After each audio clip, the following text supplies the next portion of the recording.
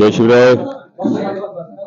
उपस्थित असणारे सगळेच मान्यवर, सगळे पत्रकार बांधव, म्हणजे माजी आमदार अतुल शेठ बेनके, आदरणीय काळे साहेब, शिवसेनेचे तालुका संपर्क प्रमुख दिलीपदादा बामणे, चौगुले साहेब, दोन्ही राष्ट्रवादी काँग्रेस पक्षाचे तालुक्याचे अध्यक्ष, सगळे आपण मान्यवर.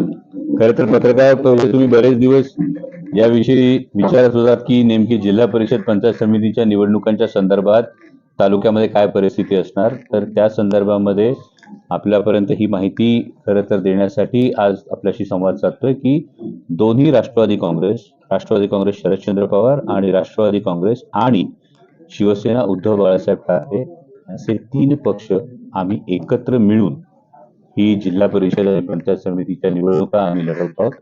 जी अंतर्गत जागा वाटपाची जी काही प्राथमिक चर्चा आहे ती अगदी अंतिम, आज संध्याकाळ उद्या सकाळपर्यंत ती अंतिम होईल. त्यानंतर त्याही संदर्भात आपल्याला कल्पना देता येईल. परंतु आता मात्र ही आपल्यापर्यंत माहिती पोहोचवण्यासाठी आमची सगळ्यांची एक वाक्यता आहे की उद्धव बाळासाहेब ठाकरे शिवसेना, राष्ट्रवादी काँग्रेस आणि राष्ट्रवादी काँग्रेस शरदचंद्र पवार आम्ही तीनही पक्ष मिळून ही जिल्हा परिषद पंचायत समिती निवडणूक लढवत आहोत. आणि राष्ट्रवादी काँग्रेस पक्ष जुन्नर तालुक्यामध्ये एकाच चिन्हावर, म्हणजे घड्याळाच्या चिन्हावर या सर्व जागा आम्ही लढवतो आहोत.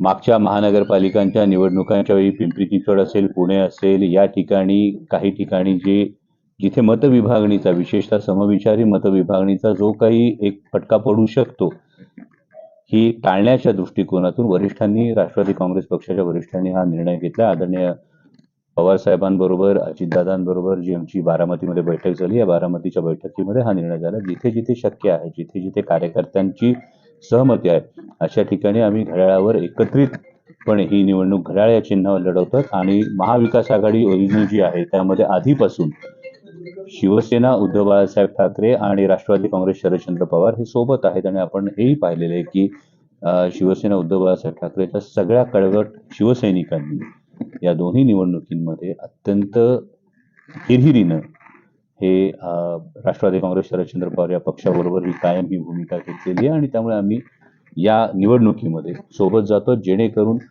सर्व पक्षांच्या कार्यकर्त्यांना जिथे जिथे शक्य आहे तिथे तिथे आम्हाला न्याय देता येईल.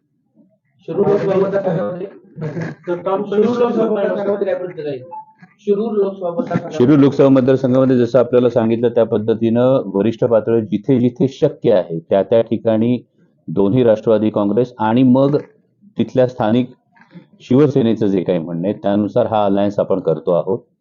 जिथे हे मान्य नाही किंवा जिथे हे शक्य नाही अशा ठिकाणी काही ठिकाणी मैत्रीपूर्ण लढती होतील. आंबेगाव तालुक्यामधली परिस्थिती वेगळी आहे. आंबेगाव तालुक्यामध्ये तुतारी आणि घड्याळ, म्हणजे राष्ट्रवादी काँग्रेस शरदचंद्र पवार आणि